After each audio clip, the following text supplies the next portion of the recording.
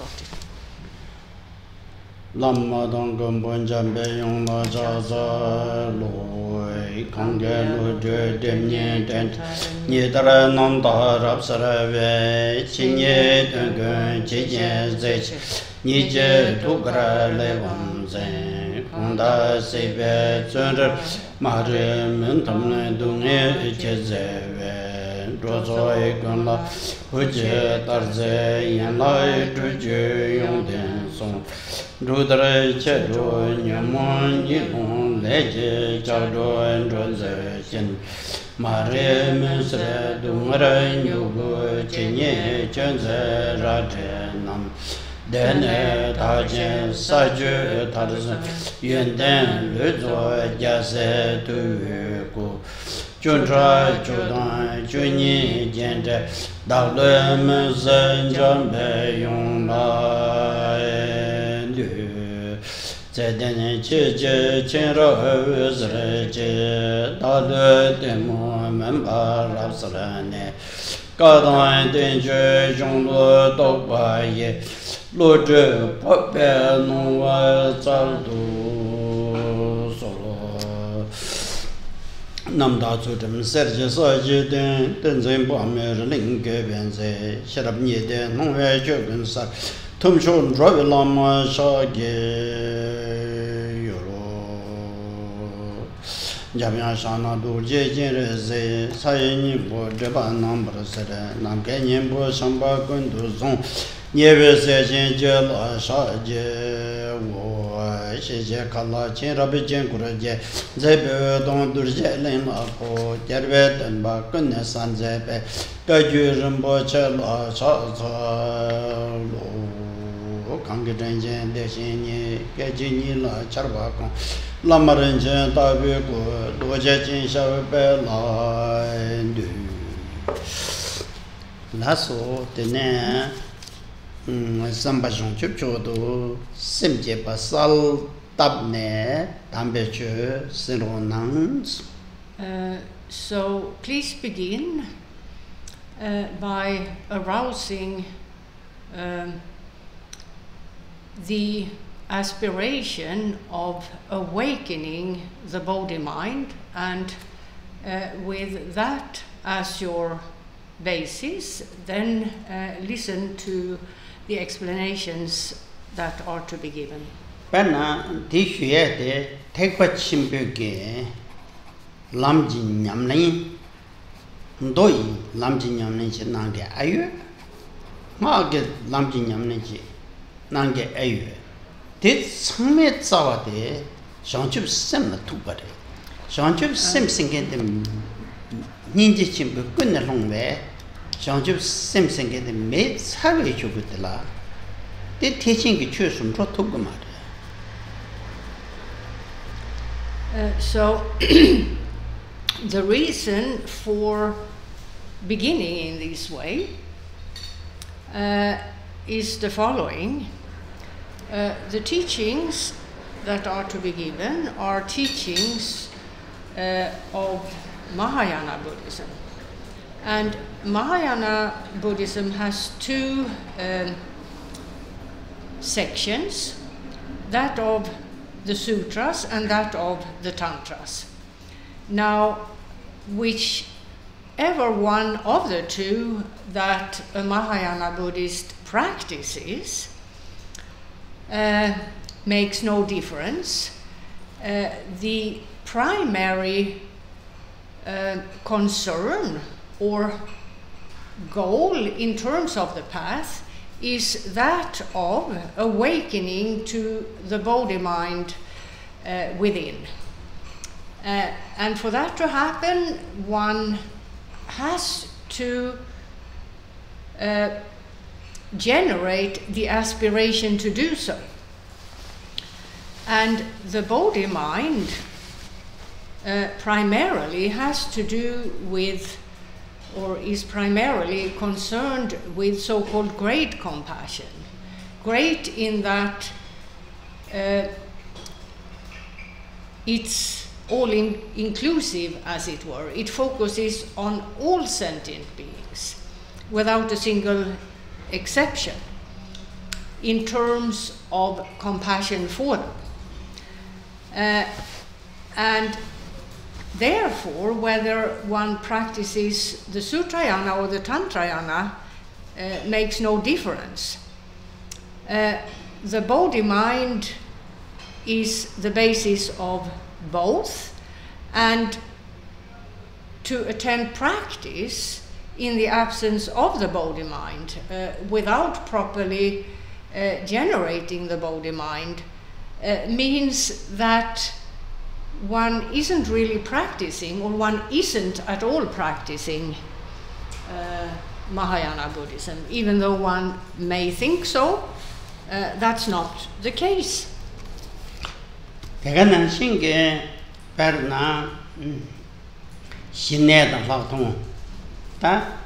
Vipassana dan shamatha singen dinsu the Hindu layang yore kasakal yore yin yang dangbo semche gzi simbi sin la rale ni pangone hine dang la tong se de namba sanje ba di nan the sing ni pa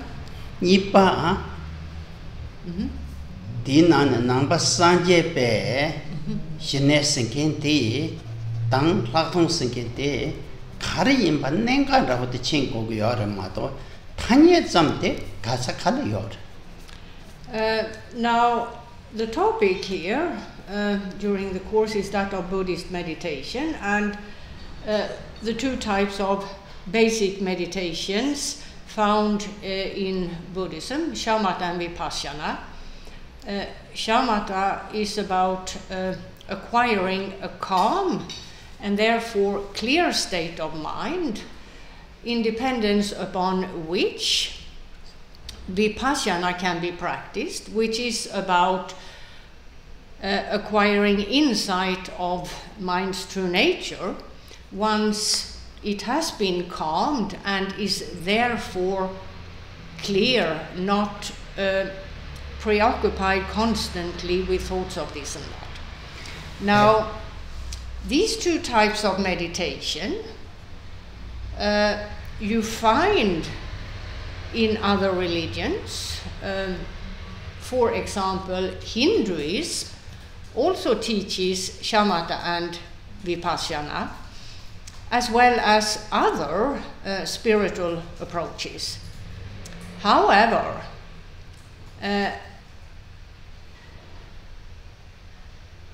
the teachings as to these two types of meditation are not the same, exactly the same as in Buddhism. There are major differences, and one of them is the aspiration to awaken the body-mind as the basis for one's practice of the path to enlightenment in Buddhism.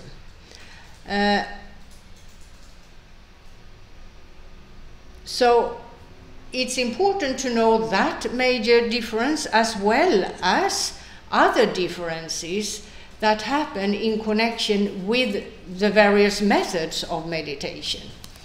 So here it's a matter of explaining what shamatha and vipassana,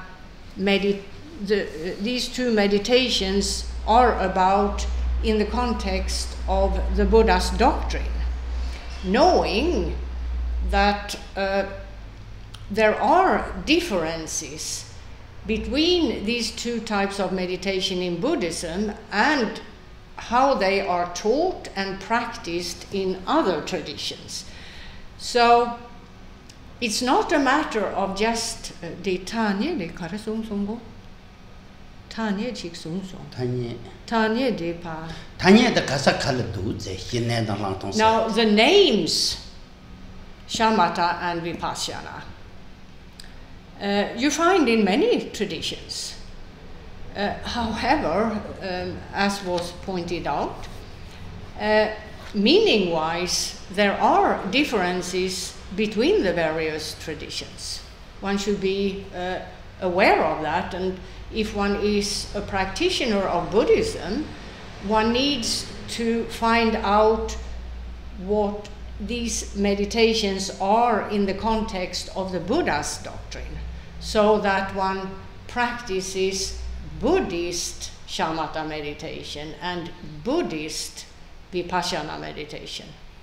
Lakpar tuya thinsang tu se la ta Europe ta America re Asia longba nangbe longba imba de so la yang tene vipassana singen de course kasa kala mongbo zubiyor mongbo darchep chenbo rode yin na yang de la zasab ji manang na nangba ke laktung sege de karse ge yo chetan tendu ge ta chekdoga mege cancer go dance da we map so ye laktung ji she de ge de chu ge par ge ye wa chi she ma tu sin pe non chu dong do se de xian kin de yang wo ne ke ba che de mo bu song de ge de wa de ne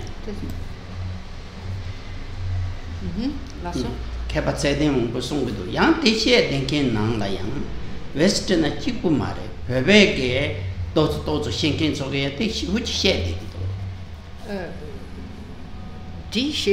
do that induge sines da fakton sing jin do wa relaxing that fakton de shuji shenkin mangore pebena de yin na ya ne da wo de zan kelgin do song ne kon na ba ke ba che de mong bu ji ge song de ge do ke ba che de xue de zo wa yin ge zhe go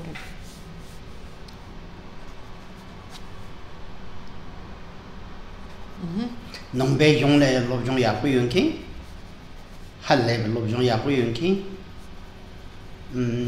shije ge ge la yang halle ya hu yun kin professor me yue den kin de chu de mango bi se ge do de de la me chen ji go na de ne pa nan ja yin chin ze zong sa chin ze ge mong bo song de ge do an de su ko la de de zo za za nong ji ge chen ma sa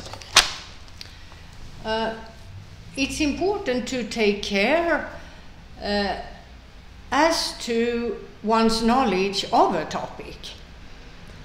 This is not to say that one shouldn't perhaps inform oneself about shamatha and vipassana and how they are practiced in other traditions. That's not what is meant.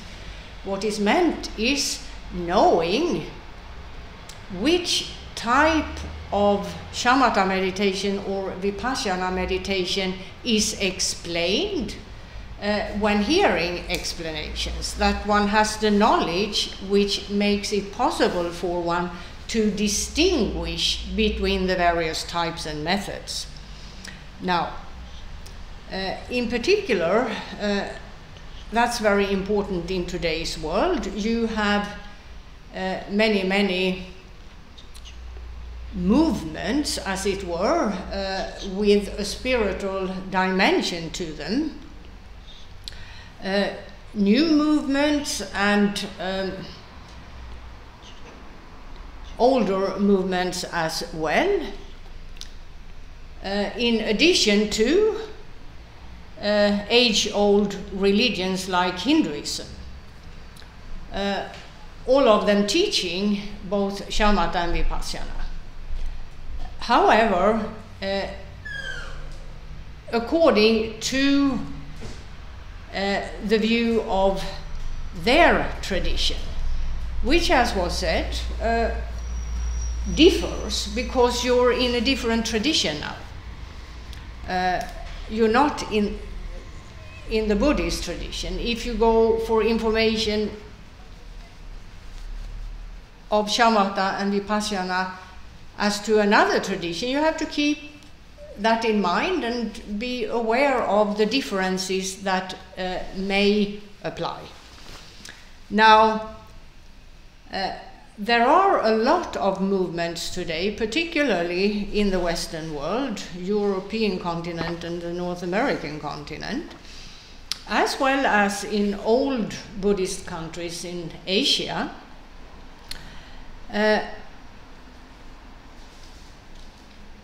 where these two types of meditation are set forth and taught.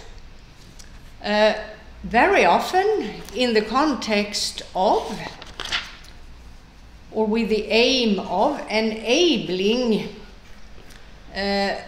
individuals to relax from stress and the like. There is nothing wrong in helping people to relax from stressful situations. That's not the point. The point is that type of shamatha meditation would not be the same as Buddhist shamatha meditation. Because the purpose of shamatha meditation in Buddhism is quite different from just relaxing from a stressful situation, for example. So one needs to take great care in terms of the information one takes in and how one processes the information. One needs to know what the differences are and what the various purposes of these meditations are in various traditions. It's very common with courses, particularly nowadays, particularly Vipassana courses in various locations. And for a Buddhist practitioner, it's important to know the differences between Vipassana in Buddhism and Vipassana or Vipassana in other traditions. Otherwise, one may make mistakes such as incorporating facets in the practice of Vipassana as a Buddhist practitioner, perspectives which are not part of the Buddhist practice or method.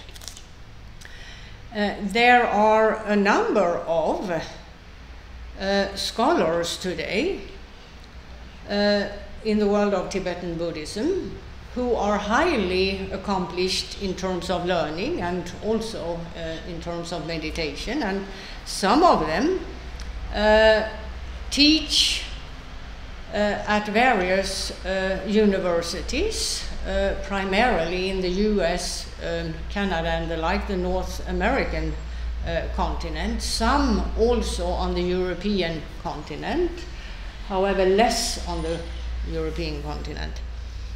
And since they teach at universities, they know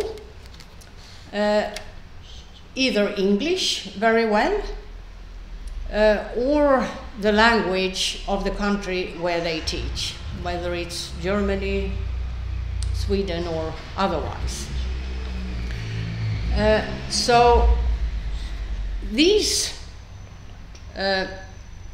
people who have a high degree of learning and experience, perhaps also in meditation, have mentioned, many of them have mentioned on several occasions that they have found that there is quite a degree of confusion in the Western world and even in some Asian countries among the young population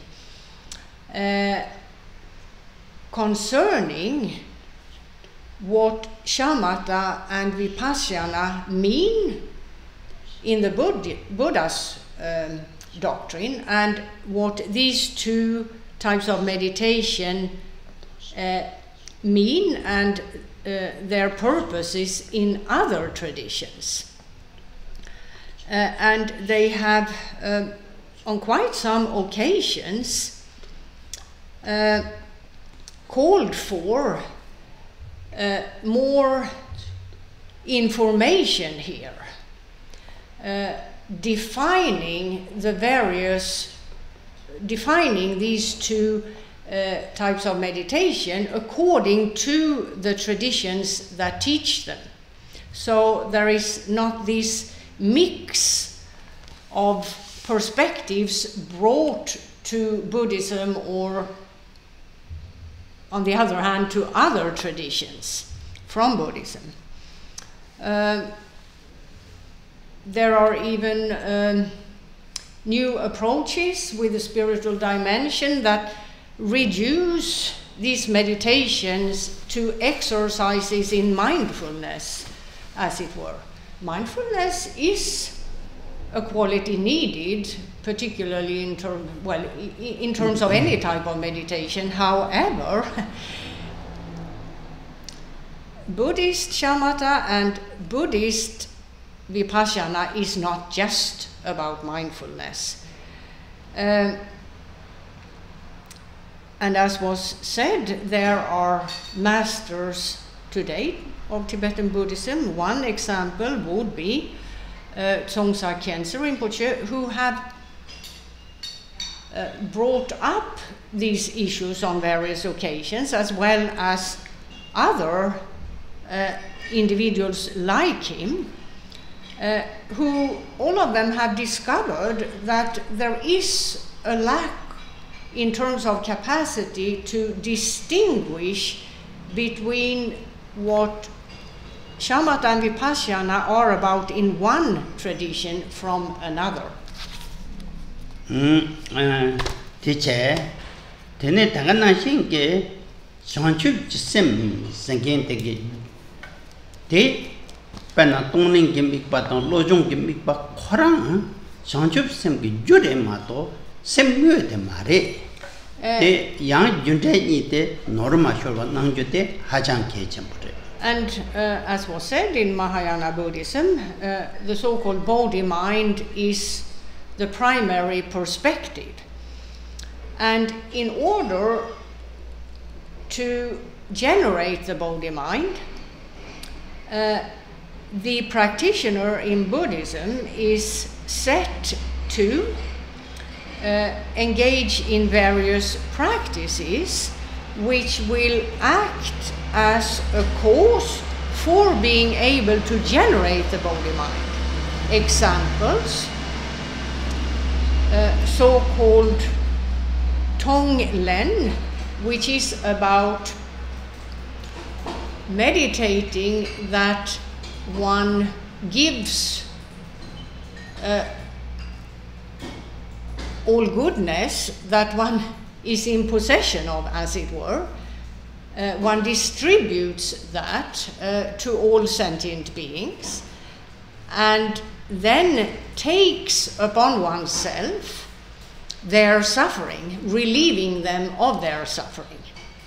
There is also so-called mind training, and here there are many, many methods. Some individuals who teach seem to be under the impression that these two practices, as well as other similar practices of the same category, are the awakening of the body-mind, which is not quite right. These practices are what may cause a practitioner to generate the body-mind. So these practices are causes, independence upon which the body-mind can be generated. It's important to know the order of things, in this case, these methods, and the aim of the methods, namely that the methods themselves are not the effect of those methods. The body-mind is an effect resulting from those methods. So one needs to be knowledgeable in terms of the various details of the practices that one does, so that one doesn't mistake a specific practice for something it isn't. pen jase shiwa la ke gumba chunju tar chena chunju bodhichat sato chare avatar tar tu sungan chena thangbo dagi nyambe semche thap. Now, according to the well-known Indian Buddhist master Shantideva in his Bodhicharya Avatara, he says the progression in terms of the body-mind is to begin with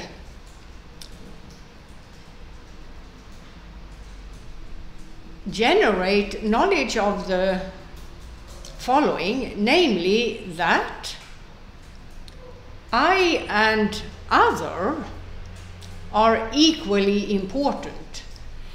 So one appears to try to do away with the idea, which is prevalent in the world, that I am more important in terms of my good circumstances and welfare than that of other individuals or other sentient beings,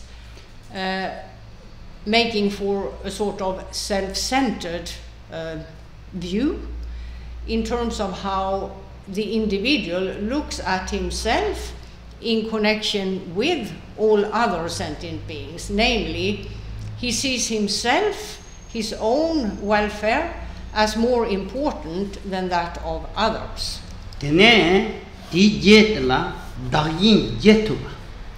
That is then followed by contemplations and methods,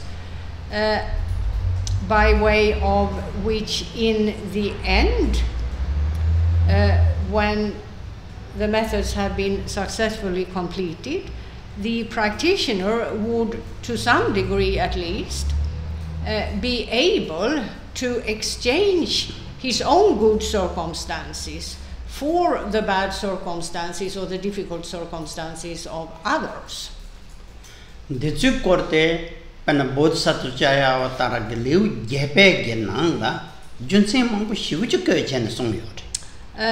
these two perspectives are explained in quite some detail during one segment of the 8th chapter of the Bodhicharya Avatara.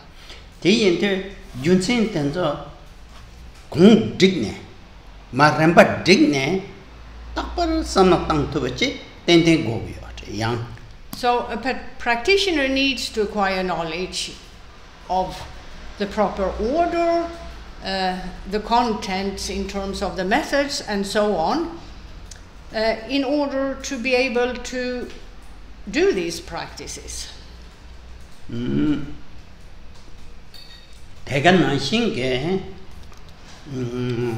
Asangage Gyundre Lachu Dundin Somate. Gyundre Lachu Ju Truk Dan Drebu Shonchip Sem Somate. Lachu Tadi Lasena Shonchip Sambal Sever Tade. Tam did you know that? There is yet another Indian Buddhist master, Asanga, who set forth 6 methods that cause the effect, the body-mind, to arise. And these methods and their effect, the arising of the body-mind or the awakening to the body-mind, however one wants to phrase it, are referred to as the dharmas of the gods, as it were, the dharmas of divine individuals, pointing to bodhisattvas who have practiced these 6 methods and in effect been able to awaken to the body-mind. Marshi Tintin Singleton so in Batang and the Mongbushets. Khenpo Rinpoche has taught these methods extensively in the past. One example in terms of the 6 methods is where the practitioner contemplates the fact that all sentient beings is an old mother and therefore deserving of one's compassion. Lodrö Rinpoche. Yeah. Nietzsche, so you have mind training which is designed to make a practitioner able to awaken to the body-mind. Both as explained by Shantideva and Asanga, as well as many other Buddhist masters. Now,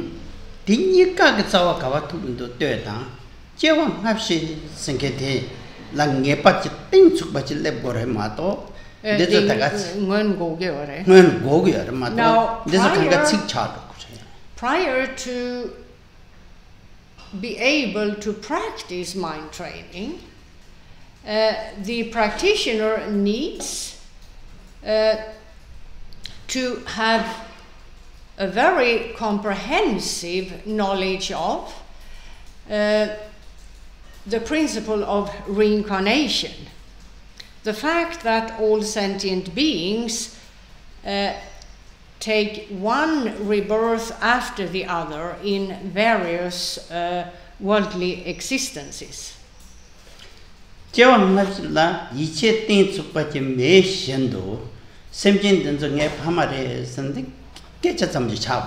see, if you do not know the workings of reincarnation to the extent where it is clear to you that this is a fact, then how would you be able to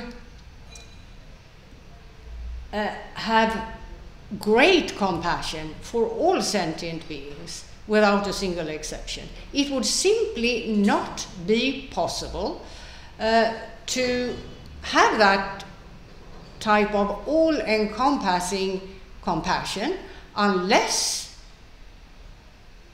one is convinced of the workings of the process of reincarnation, and that therefore it is a fact that each and every other sentient being has at one point been one's mother and is therefore deserving of one's compassion. And this is called Bombashia, the vacation, but in the same year, should did you get some time? So this is very important. In fact, it's a very basic practice which makes for the foundation of other practices in Buddhism at large, and in particular in the context of Mahayana Buddhism and its primary feature, that of the body-mind. And this is the reason why Khenpo Rinpoche at the beginning of each teaching reminds all of you to generate the body-mind prior to the teachings being given. Lasso, Tenzo to the Shadow Tene, that cuts on such a sum, Jagben Nang, that's such a samba, yepa, singletary. Now, it was explained yesterday that the text has 3 principal parts. Such a sum you got it. Such a sum, that issue the sumbattery. And today we'll start the third of the 3, which is a detailed explanation as to shamatha and vipassana.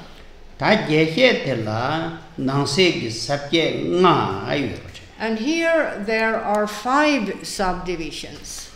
And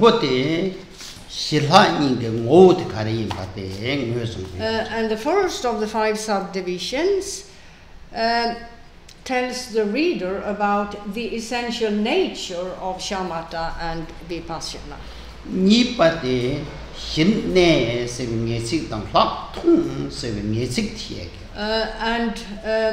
The second of the 5 gives the word meaning or definition of the names shamatha and vipassana.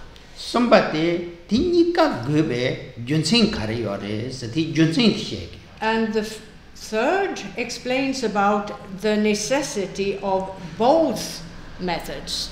Then we have the 5th, which sets forth the progressive stages of these 2 methods.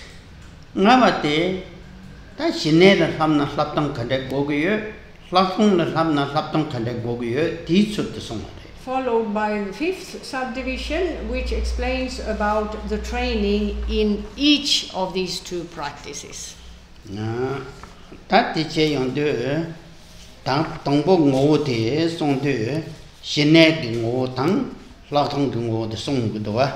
So,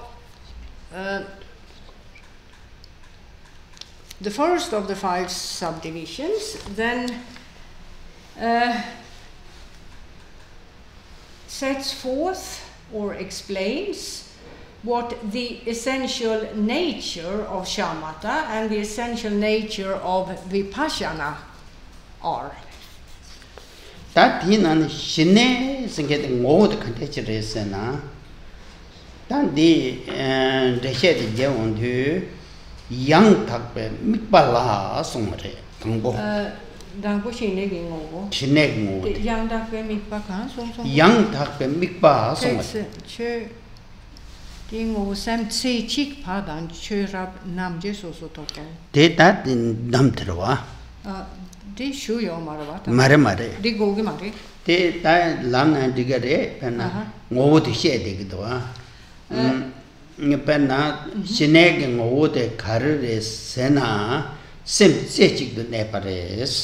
So the essential nature of shamatha is one-pointedness.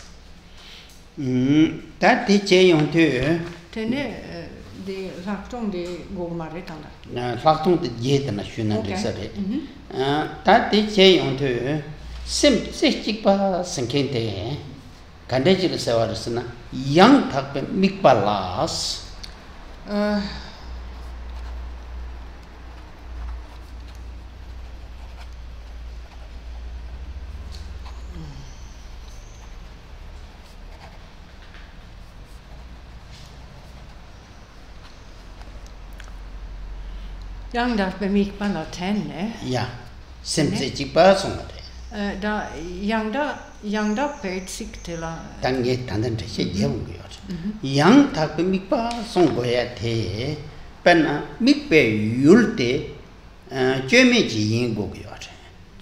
Jeme ji yin go ya de jön menki. O kön. Yang na sanje ji kuzu la mikpa te. Yang na ta 운칭은 남북 바다야라서 고네 용거래. 대 많이 봐라.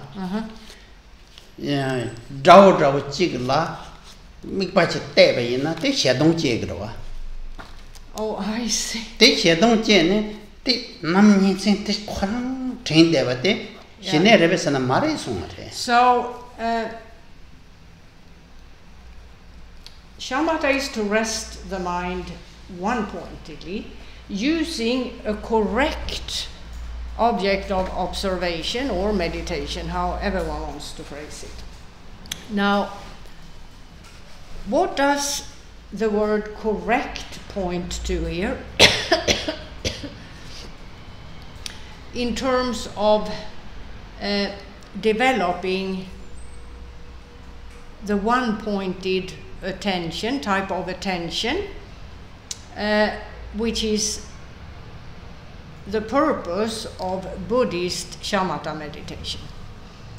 Well, a correct object of meditation or observation, examples would be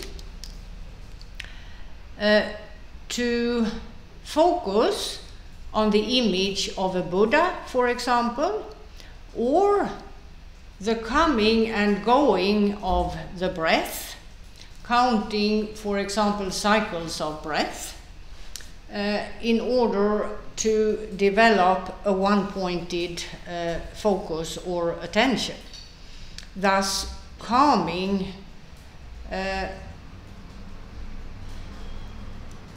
preoccupation with other objects, thoughts, and the like. So what would be an incorrect object of meditation here? Well, one example would be to focus, for example, on an individual who one sees as an enemy, someone one has great dislike for. Why? Because when a person focuses on an individual whom he may even hate, that will generate anger rather than a one-pointed focus in the meditation, as it were. Therefore, that type of object of meditation is incorrect because it's counterproductive.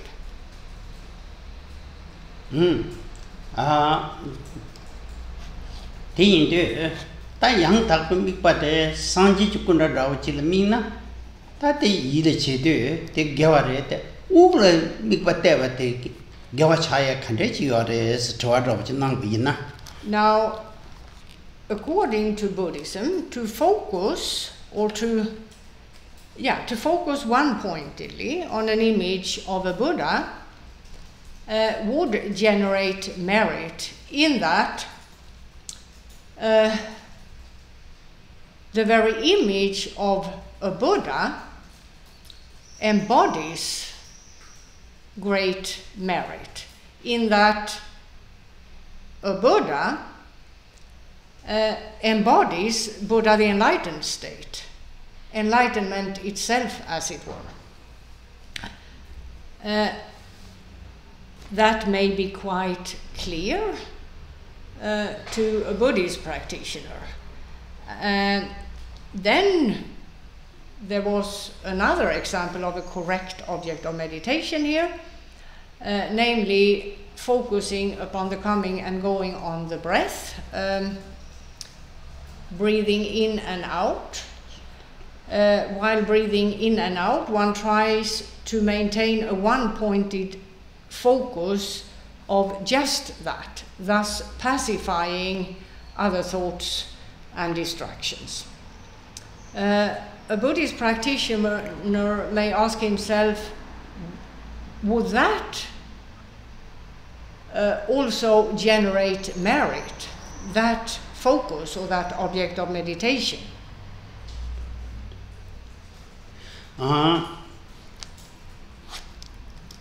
Take gyawa chag doa pen ul tembe mikpan rawache te mikpan yongda khandis chag yor sena sagi yorwa Gene delat henne sönam sagi jöme sönam sagre lösa sönam sagre gyawa yangre khandis chin sagi yor sena pen lungte manel phap thubayina megeve tokpa khorga mare megeve tokpa makhorwate gewachi chade yorwa. So that would also generate merit on the part of the practitioner, in that efforts to calm the mind by way of by way of an one-pointed attention. That method generates both merit and is also in and of itself an act of virtue. Why? Because when the mind becomes calm, thoughts of non-virtue are pacified, do not arise for the period of the one-pointed attention. So the mindset that rests in a calm and clear state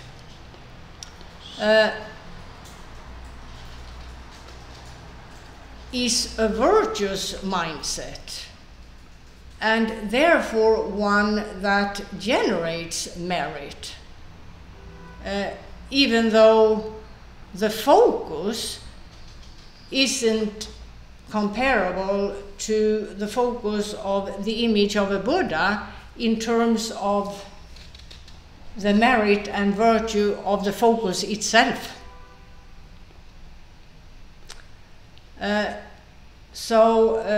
In the end, both types of focus, the two mentioned, are correct, and both are virtuous, and both generate merit for the reasons mentioned.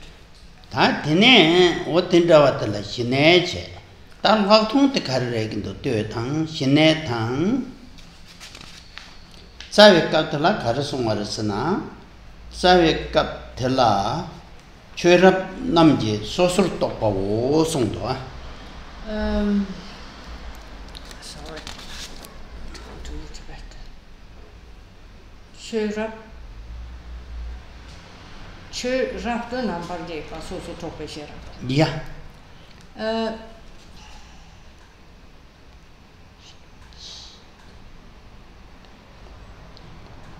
Then we have the essential nature of vipassana in the Buddhist tradition, which is about so-called higher knowledge, which in minute detail analyzes phenomena in the context of the facts of phenomena, what phenomena in fact are, pointing to their true nature.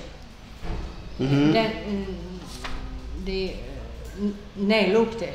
Kanyin konyin. Tan dere perna tam mikpachigla simchechig ne yorwa. So to begin with, the practitioner has developed a level of skill in shamatha meditation, the capacity to rest in a calm and clear state where the mind isn't perturbed by the coming and going and the distractions of thoughts of this and that. As was said, the mind is one of one-pointed focus.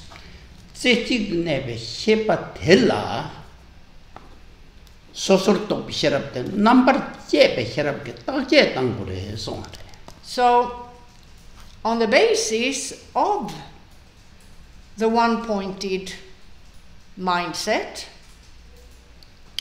meaning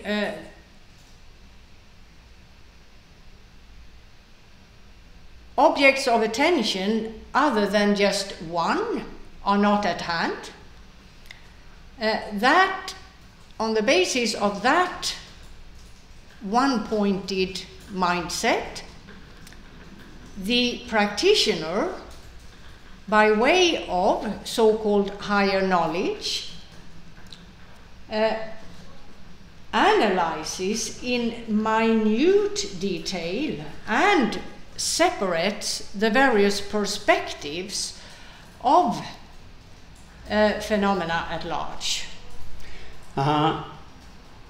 제바 땅땅라 벤나타 롭종 야고윤 겐지나 우메중루라서 벤나네 제베츠 시우송요.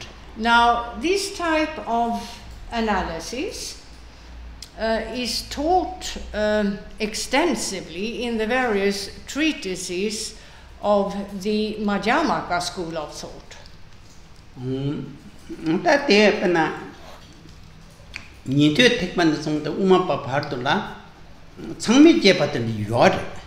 And this type of analysis is found both in Theravada Buddhism and Mahayana Buddhism. And the Madhyamaka school of thought, which you probably know, is one of the schools of thought in Mahayana Buddhism. Ta lobjong shira menkin gamla sechi do degoten sendela shemba menkin ke metinde mangu yongyo. Now, there may be practitioners, in fact there are many practitioners of the path to enlightenment. Who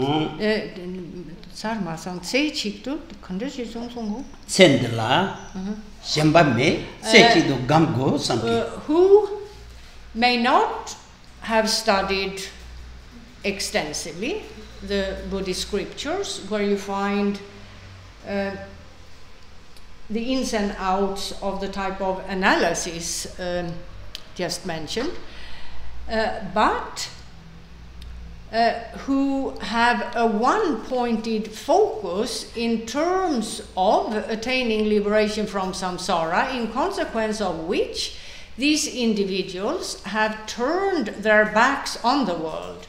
They are not at all preoccupied with a worldly way of life. They have, as it were, left attachments to a worldly way of life behind them, and their only focus is that of attaining liberation from samsara.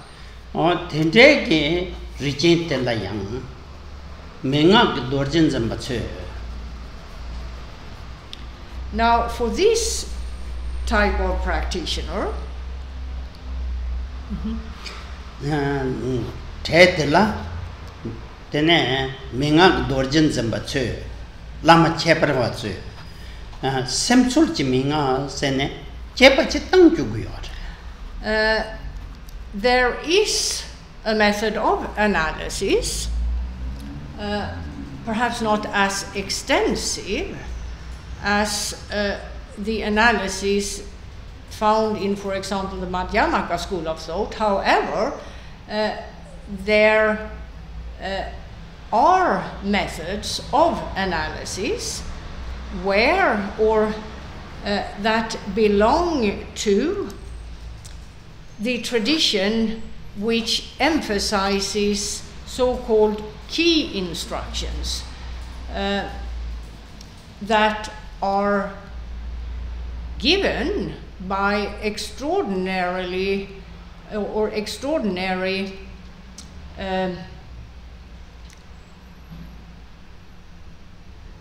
lamas who themselves have attained various levels of realization, on the basis of which they are able to guide others by way of this approach. And here the practitioner is taught. One method is the method of the practitioner being taught to analyze his mind in terms of finding out whether the mind truly exists within the body, outside of the body, and so on and so forth.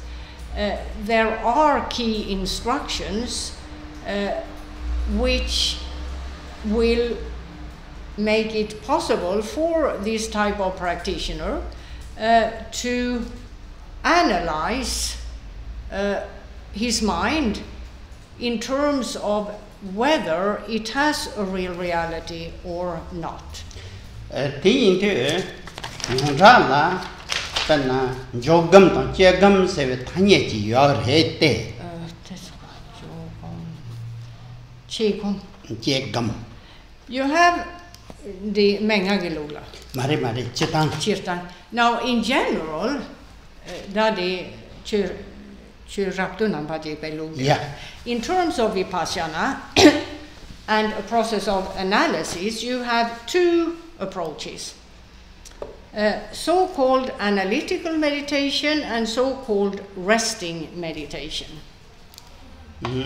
Ti into Nikala Chepaching Pandun Rogavala Nikal Chipare. Chegom Kurang Chepayin Barava. Chepayin Baran Jogam Nayang Chepaching Pandun Rogavala Chipare. Yeah. Both involve minute analysis. So it's not that so-called resting meditation, their analysis isn't at hand. Analysis is part of both types. However, the method of the analysis may vary. Mombuchige Tula Pena Jagam and Jogam said Chepakaya Magua Chidawich Kogadua. There appears to be many who've drawn the wrong conclusion that in the context of so-called resting meditation, analysis isn't taught at all. Yinayang Gam Dev Kaptala, Yangchar Chepa Godam Begug Chan Song. The general difference between the two is that Jogom Gikapsul Tene Sendi Nampar Majope Kongla Chöpa di Chegiore. Yeah. Tene Michere. Tene Chegom Tela, Tene Checheva Erego, Tende Coco. Yeah. Jenny said, Casse Jenna, Tegatse, Nelula Nero Rogre Mato. So such ge consala, when some tongue shepa mesa, the la pion chagre song. Shepa Mena. So the general difference between these two approaches, analytical meditation and resting meditation, is that in terms of the analytical meditative approach, the emphasis is on minute analysis in terms of what phenomena in fact are, their true nature, in terms of seeing that, in terms of acquiring insight of that. And here, continuous analysis is taught. One of the reasons for this continuous analysis is that regular practitioners or ordinary practitioners, those who have not achieved any level of insight yet as to the true nature of all things, needs to keep analyzing because they lack the basis for insight. The idea being the insight happening, the idea being they haven't come that far yet. And that's the reason for encouraging continuous minute analysis in the context of logic, reasoning, and the like. Then you have so-called resting meditation, where the analysis segment of the meditation is done to the point where the lamegi da jogom chena digere kanangere de menga geluk de la yang mena nyam sulempa po korande mare da lama ge tongbo kola takje tang chung ne sem puta je chelu samsam chi mare phat takje tang. Here you have the setup of a less studied or learned practitioner who has left attachments to a worldly way of life behind, and who is therefore very focused, and who is instructed by the Lama, the Guru, an accomplished such Lama or Guru, according to the tradition of key instructions. And here the Guru sets the practitioner to use the instructions he gives to him and then come back and report to him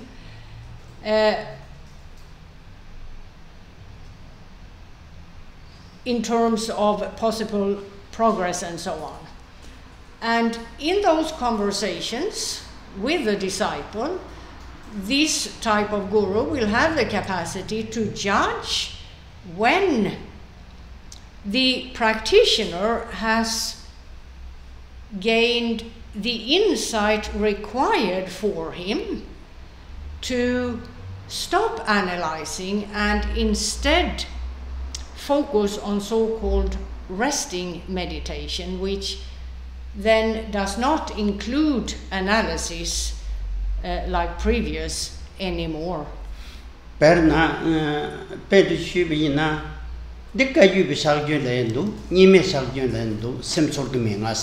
Yeah, and the key instructions are instructions which instruct the practitioner to look for his mind simply. That's the name of the tradition. And this tradition is quite common in both the Kagyu school and the Nyingma school.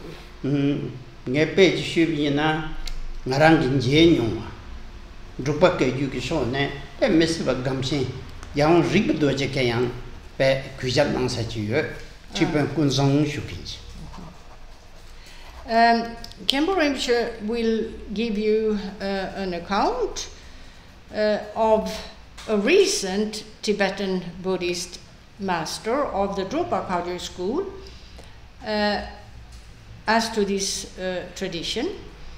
The late Karmapa, the 16th Karmapa, was a disciple of this meditation master. Sorry, not a disciple, but the late Karmapa was very respectful and appreciated this master a great deal, respectful towards and appreciated this master a great deal. Tripen Kunzang. His name was Tripen Kunzang. Gambekabla, Sashin Gambekabla. Kong number society? Tak Konanzo, Tikalo Gamchin Mongo, you said. Tripen Kunsang Dang Yamdo Chedro Mongo, you said. Yeah. Kongtrül Lodrö Thaye.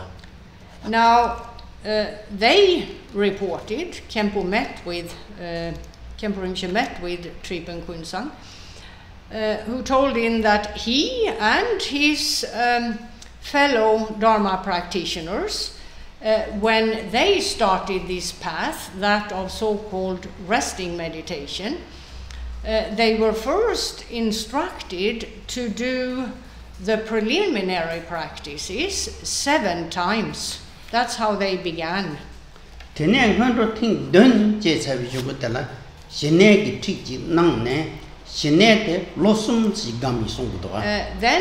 the master, the guru, would give them instructions on shamatha meditation that they practiced for 3 years.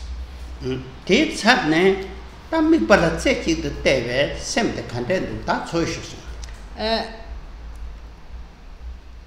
the basis of which they were able to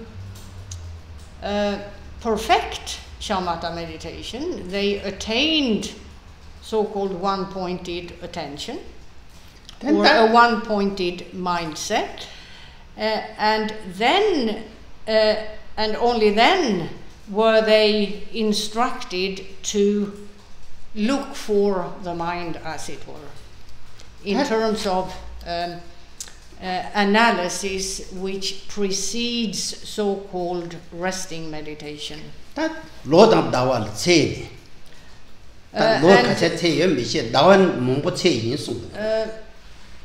For many months, sometimes many years, these instructions were practiced.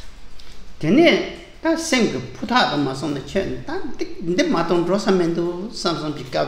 once the practitioner had gotten to the point where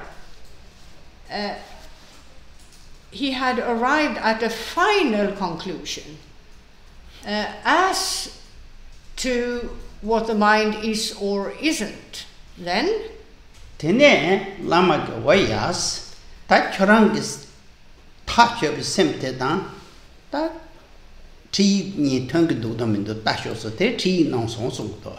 then the guru would give instructions as to Semgineluk. Semgineluk, as to mind's true nature, explanations as to mind's true nature, and instruct the practitioner, the disciple, to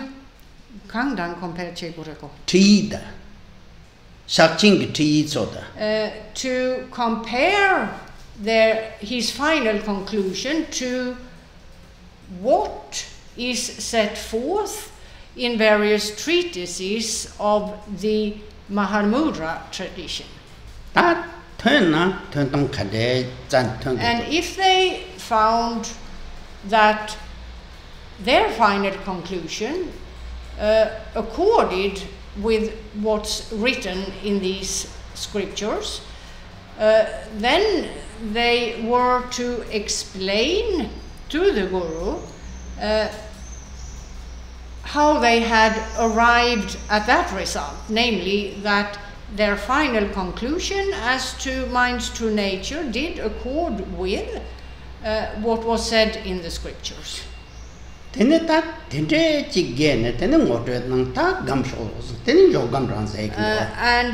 in this process, the guru would give pointing out instructions and then set the practitioner to meditate on mind's true nature.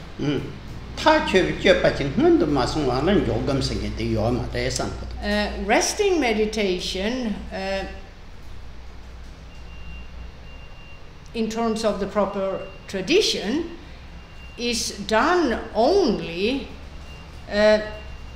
after the process described of 7 sets of preliminary practices, 3 years of shamatha, and then additional instructions as to finding the mind, as it were, that tradition of key instructions.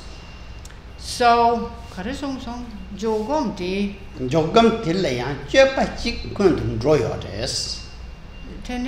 Jamgön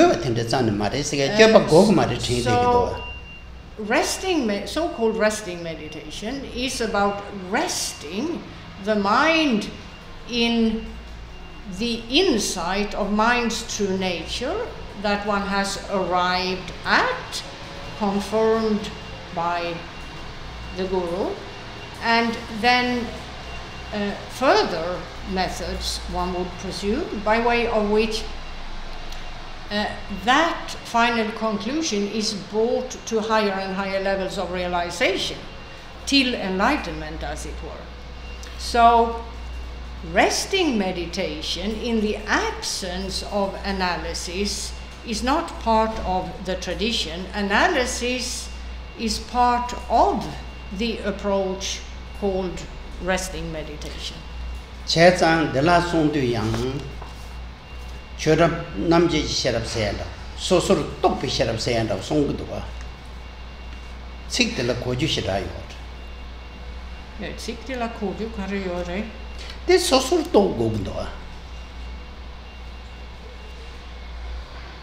Sosor gitsik kana jar Sosor singentege mikpa la sechik de nebe shepati kande reisha.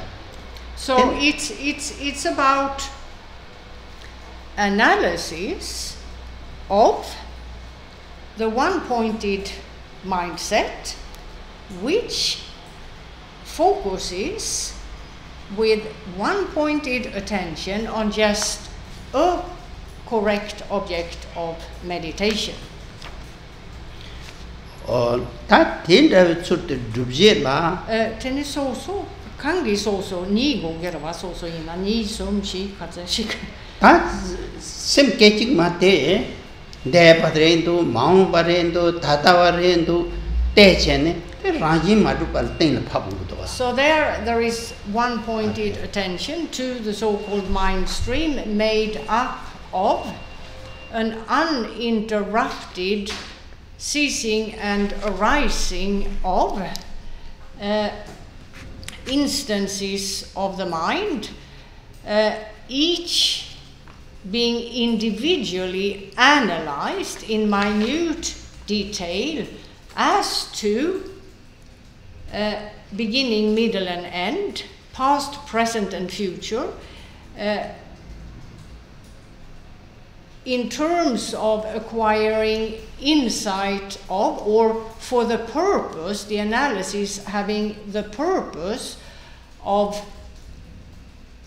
giving rise to insight as to the very nature of each individual instance, finding in the course of the analysis that each individual instance of the mind is empty of a real reality in terms of there being no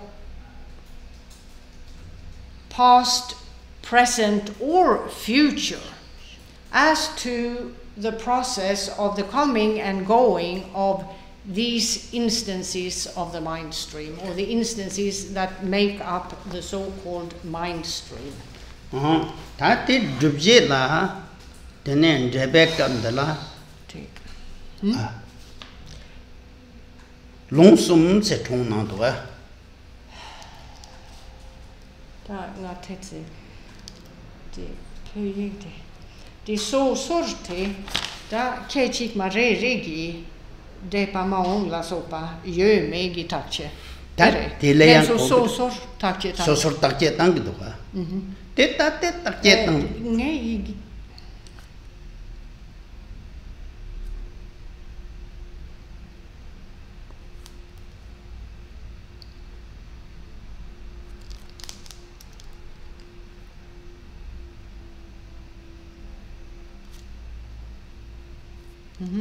Tejendo sem sechik de nepa te ge ngod kandendo de ende chi shuyenta ne de teka shuye me chi sigro se chik patera shivar ne nevara tanda da takche tangdu sosor tope shira la tenne nambar jego gendoga da nambar jepe julte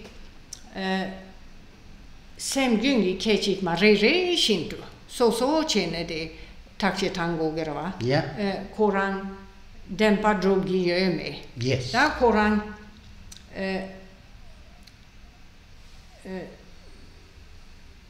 dangpos turki tene yel ta du sum la tenne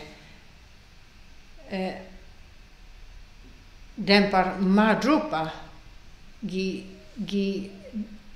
tongtanchik drub de la lebo gerva tene de sosor git sikte den des takje tang ko do Jag menar namparjepa. Det där du sumra. Yeah. So the wording here, in terms of this type of analysis, adds to the instances of the mind stream. What the practitioner does in terms of the minute detail is that he separates, by way of so-called higher knowledge, the various perspectives.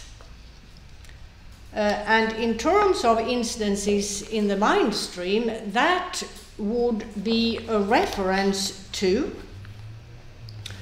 primarily, the arising, the dwelling, and the ceasing of each instance, whether any of those perspectives involve a real reality or not. If those perspectives involved a real reality, the instance in the mind stream would be real. If not, there would be insight of the fact that each individual moment in the mind stream has no real reality. Therefore, the so-called mind is empty of a real reality. Take a reason.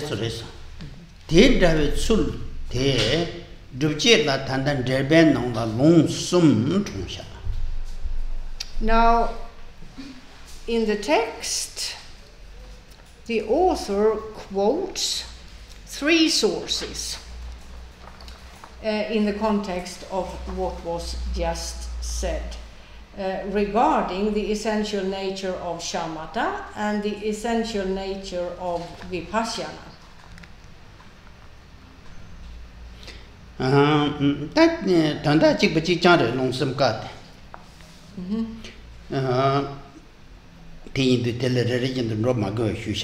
So as the text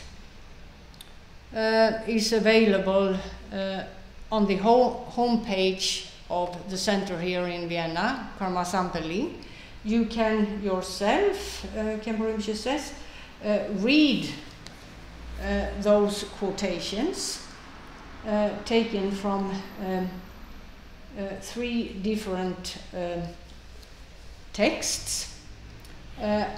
Meaning-wise, all 3 amount to the same. It's just 3 various ways of explaining the same thing.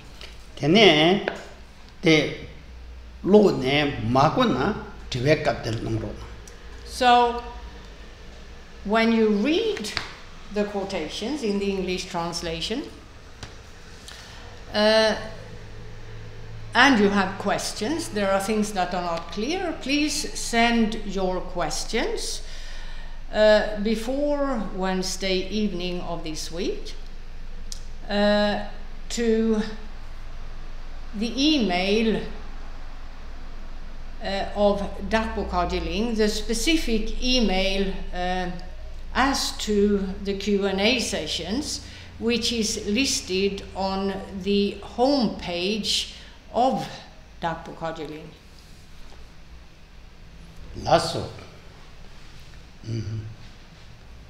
Sunam de tamje zakbal tamne yebe danam pamche chega naje balaw tubai sibe chole do war sho.